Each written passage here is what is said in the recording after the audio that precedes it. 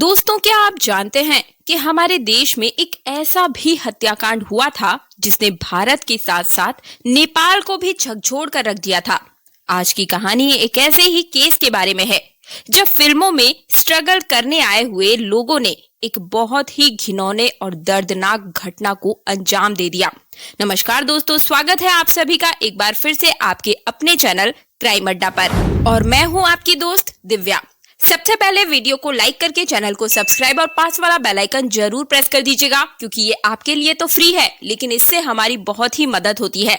तो इस कहानी की शुरुआत होती है उत्तर प्रदेश के सबसे पवित्र शहरों में से एक प्रयागराज। इसे हम इलाहाबाद के नाम से भी जानते थे। तो प्रयागराज में ही एक जगह पड़ती है दरभंगा कॉलोनी, और इस कॉलोनी में ही एक बंगलो था जिसे गुलाटी बंगलो के नाम से जाना जाता था, जहां कोई आता जाता नहीं था। एक तरफ सन्नाटा छाया रहता था और ये एक सुनसान जगह भी थी। और यहाँ के जो ऑनर थे वो कहीं और रहा करते थे। केवल एक वॉचमैन था जो इस बंगले की देखरेख करता था। एक दिन अचानक से कुछ लोगों ने इस सुनसान बंगले में प्रवेश कर लिया। ये 17 अप्रैल 2012 की तारीख थी। यहाँ आए हुए लोगों में यूपी पुलिस और महाराष्ट्र की पुलिस भी थी। महाराष्ट्र की पुलिस इसीलिए इतनी दूर आई थी। यहाँ की लोकल पुलिस भी इनकी मदद कर रही थी। महाराष्ट्र पुलिस को अच्छे से पता था कि जिसे वो ढूंढ रहे हैं वो कहाँ पर है। सभी लोग बंगले के अंदर आते हैं। दरवाजे से होते हुए ये बंगले के पिछले वाले साइड से पहुंच जाते हैं। अब यहाँ आने के बाद महाराष्ट्र पुलिस के एक सीनियर ऑफिसर वहीं एक कोने की तरफ इशारा करते हैं। पुलिस अपने साथ में कुछ मजदूरों को भी लेकर आई थी, इसलिए इशारा करते ही ये मजदूर वहाँ की जमीन की खुदाई शुरू कर देते हैं। खुदाई करने पर पता चला कि यहाँ पर एक सेप्टिक टैंक है और सेप्टिक टैंक के अंदर पुलिस वाले जिस चीज को ढूंढ रहे थे वो उन्हें मिल ही गई, जिसके लिए वो इतनी दूर आए थे। अब ये सभी लोग मिलकर उस चीज को सेप्टिक टैंक से बाहर निकालते हैं। इस चीज को देखकर पुलिस के रोंगटे खड़े हो गए। ये लोग इसके लिए ही यहाँ पर आए थे, पर ये चीज वैसी नहीं थी जैसा कि वो सोच कर आए थे। असल में ये चीज एक लड़की की लाश थी। बॉडी तो मिल गई पर इसका सर कटा हुआ था। ये एक अधूरी लाश थी। सर गायब था। बिना चेहरे के किसी की पहचान नहीं की जा सकती। ये भी डाउट होने लगा कि क्या ये वही लाश है जिसकी तलाश करते हुए वो इतनी दूर आए थे, या फिर ये किसी और की लाश थी। इसके बाद महाराष्ट्र से आए हुए एक सीनियर ऑफिसर ने अपने ही एक ऑफिसर से उन दो लोगों को बुलाने को कहा। अब आपके मन में ये सवाल आ रहा होगा कि ये दो लोग कौन है। तो पुलिस के साथ में दो और लोग भी आए थे। एक आदमी अमित जायसवाल और दूसरी थी एक औरत प्रीति सुरीन। तो अमित जायसवाल पेशे से एक लॉयर था, लेकिन शुरू से ही ये बॉलीवुड की चमक धमक से काफी प्रभावित था। बॉलीवुड में काम करना चाहता था। वैसे तो ये प्रयागराज में रहने वाला था और इसकी शादी भी हो चुकी थी। इनकी एक पत्नी थी। ये 2010 और 11 के आसपास का साल चल रहा था। एक दिन अमित जायसवाल अपना काम वगैरह छोड़ते हैं और मुंबई आ जाते हैं फिल्मों में काम करने के लिए। यहाँ पर कभी कभार छोटे मोटे रोल्स, साइड रोल्स इन्हें मिल जाया करते थे। ऐसे ही मुंबई में इनकी रोजी रोटी चल रही थी। प्रीति सुरेन की बात करें तो ये अमित के जैसे ही एक स्ट्रगलिंग एक्टर थी। फिल्मों में छोटे मोटे रोल्स किया करती थी। प्रीति सुरेन भी प्रयागराज से ही रहने वाली थी। ये अमित जायसवाल के साथ मुंबई आई थी। ये दोनों गर्लफ्रेंड बॉयफ्रेंड की तरह रहते थे और साथ में फिल्मों में स्ट्रगल भी कर रहे थे। आमतौर पर जो स्ट्रगलिंग एक्टर्स होते हैं उन्हें कहीं न कहीं से ये पता चल ही जाता है कि आज इस जगह पर लोकेशन पर शूटिंग चल रही है। ये फिर क्या करते हैं कि काम की तलाश में उस जगह पर फिल्मों में रोल्स पाने के लिए उसी शूटिंग की जगह पर चले जाते हैं। मौका मिलने पर डायरेक्टर से, प्रोड्यूसर से बात करते हैं। थोड़ी बहुत जान पहचान बनाने की कोशिश करते हैं। अगर इस फिल्म में ना सही तो किसी दूसरी फिल्म में डायरेक्टर या प्रोड्यूसर से मौका मांगते हैं। ऐसे ही अमित और प्रीति भी जानकारी मिलने पर जगह जगह पर फिल्मों की शूटिंग में जाया करते थे। ना जाने कब कोई बड़ा काम कैसे हाथ लग जाए, इसी तरह अपनी किस्मत को चमकाने की लगातार कोशिशें करते थे। तो अब होता क्या है कि कहीं से इन्हें पता चलता है कि इस लोकेशन पर एक फिल्म की शूटिंग हो रही है। फिल्म का नाम था हीरोइन। इस फिल्म के जो बॉलीवुड में जाने माने डायरेक्टर मधुर भंडारकर इसे डायरेक्ट कर रहे थे और इसमें करीना कपूर और अर्जुन रामपाल जैसे जाने माने एक्टर्स काम कर रहे थे। अमित और प्रीति को लगा कि एक बार यहाँ चलकर किस्मत को आजमाना चाहिए, शायद बड़े बड़े एक्टर्स के साथ काम करने का मौका ही मिल जाए। इसी सोच के साथ अमित और प्रीति हीरोइन फिल्म की शूटिंग पर आते हैं। यहाँ पर इन्हें साइड रोल भी मिल जाता है। शूटिंग करने के दौरान इनकी मुलाकात एक लड़की से होती है। लड़की का नाम था मीनाक्षी थापा। ये भी फिल्म में एक छोटा मोटा किरदार निभा रही थी। वैसे तो मीनाक्षी थापा का परिवार नेपाल से बिलोंग करता था, पर ये लोग देहरादून में रहते थे। मीनाक्षी का जन्म भी यहीं देहरादून में ही हुआ था। इन्होंने अपनी सारी पढ़ाई लिखाई देहरादून में ही कंप्लीट की थी। इनके पास एविएशन की डिग्री थी और एविएशन के फील्ड में ही ये अपना कैरियर बनाना चाहती थी। इनका फ्यूचर ब्राइट था। इनके भाई आर्मी में थे। इनके फादर ONGC यानी कि oil and natural gas corporation में एक वर्कर थे और इनकी माँ एक हाउसवाइफ थी। ये एक छोटी सी मिडिल क्लास फैमिली से थी। मीनाक्षी को डांसिंग और एक्टिंग के साथ ही मॉडलिंग का भी बहुत ही शौक था। एक तरफ तो ये अच्छा कर ही रही थी, साथ ही साथ ये फिल्मों में भी अपना हाथ आजमाना चाहती थी। इनका परिवार भी इसमें काफी सपोर्टिव था। ये लोग मीनाक्षी के सपने को पूरा करने के लिए इसे मुंबई भेजने को तैयार हो जाते हैं। अब मीनाक्षी भी बाकी फिल्मों में स्ट्रगल करने वाले लोगों की तरह ही सपनों की नगरी मुंबई आ पहुंचती है। यहाँ ये जगह जगह पर घूमकर ऑडिशन देने लगती है। फिल्मों की शूटिंग में जगह जगह पर जाकर कभी इन्हें छोटा मोटा रोल भी मिल जाया करता था, तो उन्हें भी ये कर लिया करती थी। इन्होंने अपनी एक्टिंग करियर की शुरुआत साल 2011 में एक हॉरर फिल्म 404 से की थी। इसमें भी इन्हें एक छोटा सा रोल मिला था। इसके बाद इन्हें एक पकाओ नाम की मूवी में काम मिलता है। फिर इनकी थर्ड फिल्म हीरोइन, जिसे मधुर भंडारकर डायरेक्टर कर रहे थे, इसमें मीनाक्षी का एक छोटा सा रोल था। जब मीनाक्षी हीरोइन फिल्म में काम करने के लिए सेट पर आई तो इसी दौरान इनकी मुलाकात अमित जायसवाल से होती है। मीनाक्षी की इससे थोड़ी बहुत बातचीत होती है। फिर अमित मीनाक्षी को अपनी गर्लफ्रेंड प्रीति सुरेन से मिलवाता है। अमित अपना इम्प्रेशन जमाने के लिए मीनाक्षी से कहता है कि ये बहुत सारे बड़े बड़े फिल्मों में डायरेक्टर प्रोड्यूसर को जानता है। भोजपुरी फिल्म इंडस्ट्री में इसकी काफी जान पहचान है। प्रीति भी अपने बॉयफ्रेंड को सपोर्ट करती है, उसकी बातों में हाँ मिलाती है, क्योंकि इसको भी तो सामने वाले व्यक्ति के सामने खुद को बड़ा जताना था, इम्प्रेशन बनाना था। तो इन दोनों ने सारी बातें झूठ ही कही। ये तो खुद ही फिल्मों में स्ट्रगल कर रहे थे। काम के इनके खुद के लाले पड़े हुए थे। कभी कभार किसी फिल्म में छोटा मोटा रोल मिल जाया करता था। इधर दोनों की बातें सुनकर मीनाक्षी भी कहती है कि ये नेपाल की एक रॉयल फैमिली से बिलोंग करती है। एक्टिंग तो बस इसका शौक है। ऐसे ही ये काम करने के बहाने यहाँ पर आ गई है, वरना इसके यहाँ पर काम की क्या जरूरत है। मीनाक्षी भी अपने इम्प्रेशन को बनाने के लिए झूठ बोलती रही। अब ये सभी आपस में अपने फोन नंबर्स को एक्सचेंज करते हैं। क्योंकि अमित की एक गर्लफ्रेंड थी, इसलिए मीनाक्षी को इनमें दोस्ती करने में संकोच नहीं हुआ। तीनों में दोस्ती हो गई और अब ये कॉफी शॉप वगैरह पर मिलने लगे हैं। मीनाक्षी को लगता था कि अमित और प्रीति इसे फिल्मों में काम दिलाएंगे, अच्छी फिल्में मिलेगी, बड़े रोल्स मिलेंगे, सपना पूरा होगा। इधर अमित और प्रीति भी सोचने लगे कि मीनाक्षी रॉयल फैमिली से है, अमीर घराने की है, जब भी हमें पैसों की जरूरत होगी तो ये दे सकती है। इस तरह से एक झूठ ने दोनों पार्टियों को बड़ी बड़ी उम्मीदें दे रखी थी। अमित और प्रीति को फिल्मों में ज्यादा काम नहीं मिलता था, मुश्किलों से गुजारा हो पाता था। आर्थिक तंगी बढ़ती ही जा रही थी।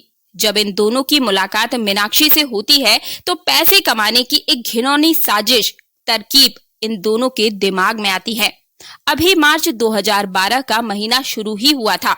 दोनों मीनाक्षी से पैसे हड़पने का प्लान बनाते हैं। मार्च के शुरुआती हफ्ते में ही अमित मीनाक्षी से कहता है कि मैंने तुम्हारे लिए भोजपुरी फिल्म इंडस्ट्री में बात की है, बड़ा रोल है और जाने माने बैनर के अंदर ये पूरी मूवी बन रही है।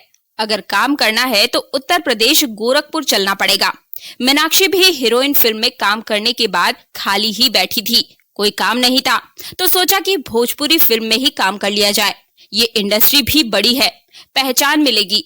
मीनाक्षी भोजपुरी फिल्मों में काम करने के लिए राजी हो जाती है। इसके बाद मार्च में ही अमित, प्रीति और मीनाक्षी ये तीनों ट्रेन पकड़ने के लिए रेलवे स्टेशन आ जाते हैं। यहाँ पर मीनाक्षी का एक और दोस्त इन तीनों को छोड़ने के लिए आया था। ट्रेन में बैठने के बाद ये तीनों मुंबई से प्रयागराज आ जाते हैं, क्योंकि प्रयागराज में अमित और प्रीति का घर था। यहाँ से होकर ये गोरखपुर निकलेंगे। मीनाक्षी को भी इसमें कुछ गलत नहीं लगा। ये इस पर कोई सवाल नहीं करती। प्रयागराज के दरभंगा कॉलोनी में एक बंगला था। इस बंगले का नाम था गुलाटी बंगला। इसकी जो वॉचमैन थे, केयर टेकर थे, वो प्रीति सुरेन के पिताजी ही थे। जिस दिन ये प्रयागराज में आए, इसी दिन प्रीति के पिता किसी काम से गांव जा रहे थे। गांव जाने से पहले पिताजी ने अमित और प्रीति और मीनाक्षी इन तीनों को साथ में देखा था, क्योंकि अब गुलाटी बंगले में कोई नहीं है, सब कुछ खाली पड़ा है और जो इस बंगले में काम करता है वो वहां से कहीं जा रहा है, तो प्रीति ने बंगले की देखभाल करने के बहाने यहाँ रहने का इंतजाम कर लिया। 13 मार्च 2022 को ये तीनों इस गुलाटी बंगले में आ जाते हैं। मीनाक्षी अपनी माँ को रोज फोन किया करती थी और अपने बारे में सब कुछ बताती थी, जैसे कि आज यहाँ पर फिल्म की शूटिंग है, यहाँ पर ये जा रही है, या फिर इस फिल्म में इसे ये रोल मिला है। इस तरह से हर एक डिटेल वो अपनी माँ को बताया करती थी। मीनाक्षी ने अपनी माँ को अमित और प्रीति के बारे में भी बता रखा था और ये भी बताया था कि भोजपुरी फिल्म में काम करने के लिए ये अमित और प्रीति के साथ गोरखपुर जा रही है। 13 मार्च को बंगले में आने के बाद भी मीनाक्षी ने अपनी माँ को फोन किया था। अब तारीख आ गई थी 14 मार्च। आज के दिन मीनाक्षी ने अपनी माँ से बात नहीं की। शाम को माँ ने जब फोन किया तो मीनाक्षी ने फोन नहीं उठाया। 15 मार्च को भी मीनाक्षी ने अपनी माँ को कॉल नहीं किया और जब माँ ने कॉल किया फिर भी बेटी ने जवाब नहीं दिया। मीनाक्षी के भाई भी घर आए हुए थे। जब 2 दिनों तक माँ की बात मीनाक्षी से नहीं हो पाई तो माँ ने बेटों को ये बात बताई। बेटे ने अपनी बहन के दोस्त को मुंबई फोन किया। दोस्तों ने बोला कि वो तो कहीं शूटिंग पर गई होगी, लोकेशन ऐसा होगा कि फोन नहीं लग रहा होगा, नेटवर्क इशू होगा। ये जानकर भाई और माँ को थोड़ी संतुष्टि मिली, बेटी किसी शूटिंग पर बिजी है। तो अब माँ फोन नहीं करती है, बल्कि अपनी बेटी की कॉल का इंतजार करती है। 17 मार्च 2012 को मीनाक्षी के नंबर से माँ के मोबाइल पर एक मैसेज आता है, जिसमें लिखा था कि अगर अपनी बेटी को जिंदा देखना चाहते हो तो 15 लाख रुपए का इंतजाम करो। दूसरे मैसेज में आया कि अगर तुमने पुलिस को ये खबर दी तो हम तुम्हारी बेटी की अश्लील फिल्म बनाकर इंटरनेट पर वायरल कर देंगे। ये मैसेज पढ़कर माँ बहुत ही घबरा गई, जैसे उसके पैरों तले जमीन ही खिसक गई हो, और अपने बेटों को इस बारे में बताती है। इसी दिन मीनाक्षी के भाई मुंबई के लिए निकल जाते हैं। मुंबई आकर भाई अपनी बहन के दोस्तों से मिलते हैं, इनसे बात करते हैं। इसी दौरान वो दोस्त भी मिल जाता है जो मीनाक्षी को अमित और प्रीति के साथ रेलवे स्टेशन पर छोड़ने के लिए आया था। ये बताता है कि ये लोग भोजपुरी फिल्म में काम करने के लिए जा रहे थे। भाई दोस्त की ये बातें सुनते हैं और फिर माँ को बताते हैं। माँ को ये बात तो मीनाक्षी ने खुद ही बता रखी थी। उन किडनैपर्स ने भी ये मैसेज किया था कि 15 लाख रुपए मीनाक्षी के ही बैंक अकाउंट में ट्रांसफर कर दो। अब ये परिवार तो किसी राजघराने से बिलोंग नहीं करता था और ना ही इनके पास उतने पैसे थे जितना कि किडनैपर्स उनसे मांग रहे थे। इनके पास जितना था, इन्होंने सारा पैसा उस अकाउंट में ट्रांसफर कर दिया। टोटल 60,000 रुपए ट्रांसफर हुए थे। अब 19 मार्च के आसपास भाई ने थोड़ी हिम्मत जुटाई और मुंबई के अंबोली पुलिस स्टेशन में अपनी बहन मीनाक्षी की किडनैपिंग की कंप्लेंट दर्ज करवा दी। चूंकि मामला एक लड़की के किडनैपिंग का था, इसलिए मुंबई पुलिस ने इस केस में थोड़ी सी सीरियसनेस दिखाई और अपनी इन्वेस्टिगेशन शुरू कर दी। भाई ने अपना बयान पुलिस को दे दिया था। मीनाक्षी के दोस्तों से भी पुलिस ने पूछताछ की है। मीनाक्षी की माँ से फोन पर बात की जाती है और इन सभी लोगों के बयान के हिसाब से 2 लोग कॉमन थे, जिनके साथ मीनाक्षी ट्रेन से उत्तर प्रदेश भोजपुरी फिल्म इंडस्ट्री में काम करने के लिए आ गई थी। अमित जायसवाल और प्रीति सुरेन, ये दोनों मुंबई में जहां ठहरे हुए थे, पुलिस वहां पर आती है और पता करती है। पता करने पर कुछ खास पता नहीं चल पाता है। इसके बाद उत्तर प्रदेश की पुलिस से कांटेक्ट करके इन दोनों के घर पर पूछताछ की जाती है। प्रीति के घर वालों से पता चलता है कि अमित और प्रीति यहाँ पर आए थे और मीनाक्षी के साथ ही आए थे, लेकिन कुछ दिनों के बाद बिना बताए अचानक ही ये सभी लोग वहाँ से चले गए थे। 17 मार्च को ये पता चला था कि मीनाक्षी किडनैप हो गई है। 2 अप्रैल तक माँ को मीनाक्षी के फोन से किडनैपर्स मैसेज कर रहे थे, फिर अचानक से ही मैसेज आने भी बंद हो गए थे। महाराष्ट्र पुलिस अब मीनाक्षी के नंबर को सर्विलांस पर रखती है और इसके बैंक अकाउंट पर भी पूरी नजर बनाए रखती है, क्योंकि इसी अकाउंट में किडनैपर्स ने पैसे मंगवाए थे और 60,000 रुपए भेजे भी गए थे। लेकिन अभी भी ये पैसे इसी अकाउंट में पड़े थे, यानी कि 60,000 रुपए किडनैपर्स ने यूज नहीं किए थे, बैंक से ट्रांसफर नहीं किए थे। 14 अप्रैल आते आते मुंबई के बांद्रा इलाके से किसी ने मीनाक्षी के अकाउंट से पैसे निकाले। मीनाक्षी का सिम कार्ड भी यहीं पर एक्टिवेट दिखा रहा था। जैसे ही पुलिस को ये पता चला, तुरंत ही बांद्रा इलाके की पुलिस को एटीएम के पास भेजा जाता है, जहां से अमित और प्रीति को अरेस्ट कर लिया जाता है। अब सभी लोगों को ये लग चुका था कि मीनाक्षी की किडनैपिंग इन्हीं दोनों लोगों ने की है। इनको अंबोली पुलिस स्टेशन लाया जाता है, पूछताछ की जाती है। थोड़ी सख्ती दिखाने के बाद प्रीति टूट गई और सारा सच पुलिस को बता दिया। इसके बाद अमित भी सरेंडर कर देता है। अब अमित अपनी कहानी बताना स्टार्ट करता है। 13 मार्च को ये खाली पड़े गुलाटी बंगले में पहुंच जाते हैं और जहां के वॉचमैन प्रीति के पिताजी ही थे, जो कि उसी दिन गांव जा रहे थे। प्लान के अनुसार 14 मार्च तक इन्होंने मीनाक्षी के फोन को ले लिया। दोनों की हरकतों से 15 मार्च की शाम तक मीनाक्षी को लग गया था कि कुछ तो गड़बड़ है। ये लोग मीनाक्षी को अपने घर वालों से बात नहीं करने दे रहे थे, ना ही बंगले से बाहर जाने दे रहे थे। इसलिए 15 मार्च को शाम के समय इनमें बहस होती है। अमित ने गुस्से में मीनाक्षी का गला घोटना शुरू कर दिया। अब ये लोग पीछे नहीं हट सकते थे। इसे जिंदा छोड़ना और भी ज्यादा खतरनाक साबित हो सकता था और उसने अपने परिवार को सच बता दिया तो इससे उनकी रॉयल फैमिली इन्हें छोड़ेगी नहीं। अमित ने गला घोटकर मीनाक्षी का कत्ल कर दिया। अब होता क्या है कि इन तीनों लोगों को बहुत सारे लोगों ने साथ में देखा था। अब ये दोनों सोचने लगते हैं कि अगर बॉडी को ऐसे ही छोड़ दिया तो इसकी पहचान हो जाएगी और ये दोनों फंस जाएंगे। प्रीति का घर भी बंगले से ज्यादा दूर नहीं था। ये अपने घर जाती है और चुपके से एक किचन छुरा लेकर आती है और घर के पिछले दरवाजे से निकल जाती है। इस समय तक अंधेरा हो चुका था। प्रीति के भाई ने भी अपनी बहन को घर से जाते हुए देखा था। इसके बाद प्रीति बंगले पर आ जाती है और ये लोग बॉडी के सर को अलग करते हैं ताकि बॉडी की पहचान ना हो पाए। घर के पीछे ही एक सेप्टिक टैंक था। बंगले में घास छिलने के औजार भी पड़े हुए थे। इससे घर के पीछे थोड़ी खुदाई की जाती है, जिससे कि सेप्टिक टैंक का ढक्कन नजर आने लगा। बॉडी को इन्होंने सेप्टिक टैंक के अंदर फेंक दिया और ढक्कन को बाहर की ओर से बंद कर दिया। ढक्कन बंद करने के बाद इन्होंने सेप्टिक टैंक के ऊपर वापस से मिट्टी डाल दी। अब बच गया था मीनाक्षी का सर। इन्होंने सर को एक रेगुलर प्लास्टिक बैग में रखा और प्रयागराज के बस स्टैंड पर पहुंच गए। यहाँ से ये जौनपुर जाने वाली बस में बैठते हैं। अब ये बस टाइम से अपनी मंजिल की तरफ निकल पड़ती है। बस में बैठे हुए लोगों को ये नहीं पता चल पाया था कि जिस बस में ये बैठे हुए हैं उनमें 2 लोग ऐसे हैं जिन्होंने अभी अभी एक कत्ल किया है और विक्टिम का सर एक प्लास्टिक बैग की थैली में लेकर घूम रहे हैं। प्रयागराज और वाराणसी हाईवे पर, जहां इन दोनों को लगता है कि ये इलाका पूरी तरीके से सुनसान है और ऊपर से ये रात का समय भी था, तो इन्होंने इसी सुनसान इलाके में प्लास्टिक बैग और चाकू को फेंक दिया।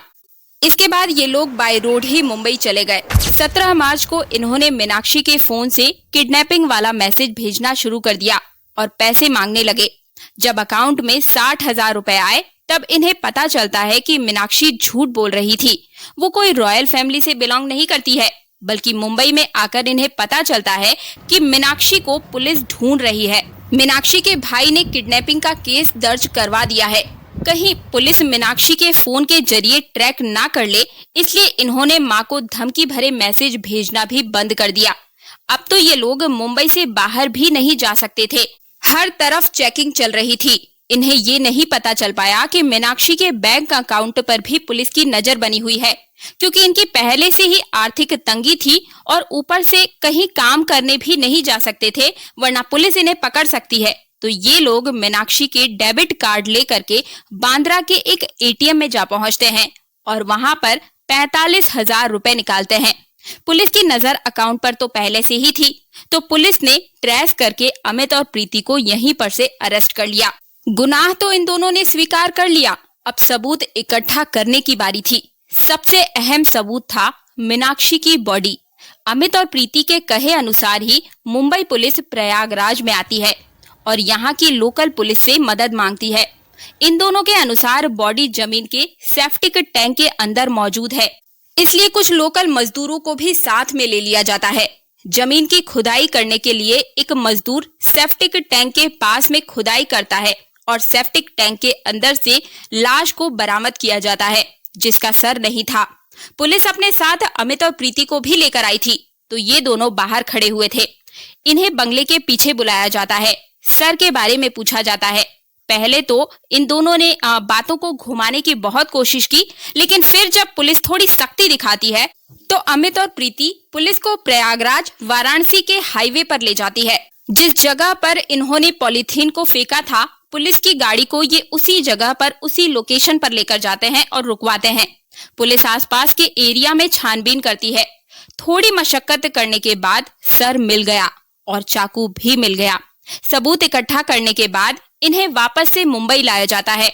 इन्होंने अपना जुर्म तो स्वीकार कर ही लिया था और अब तो सबूत भी मिल गए थे। पुलिस चार्जशीट को तैयार करती है।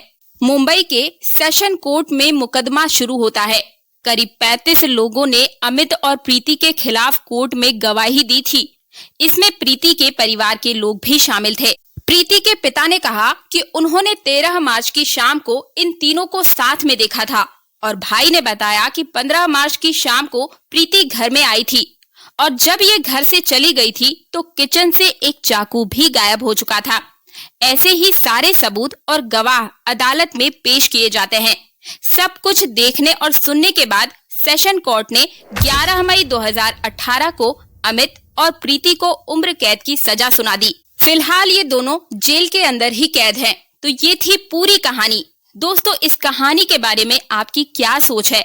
आपको क्या लगता है कि हमारा कहीं ना कहीं झूठ बोलना, अपने इम्प्रेशन को जमाना कहीं हमारे लिए ही तो घातक साबित नहीं होता, या फिर इम्प्रेशन के चक्कर में जान गंवा देना, क्या ये सही था?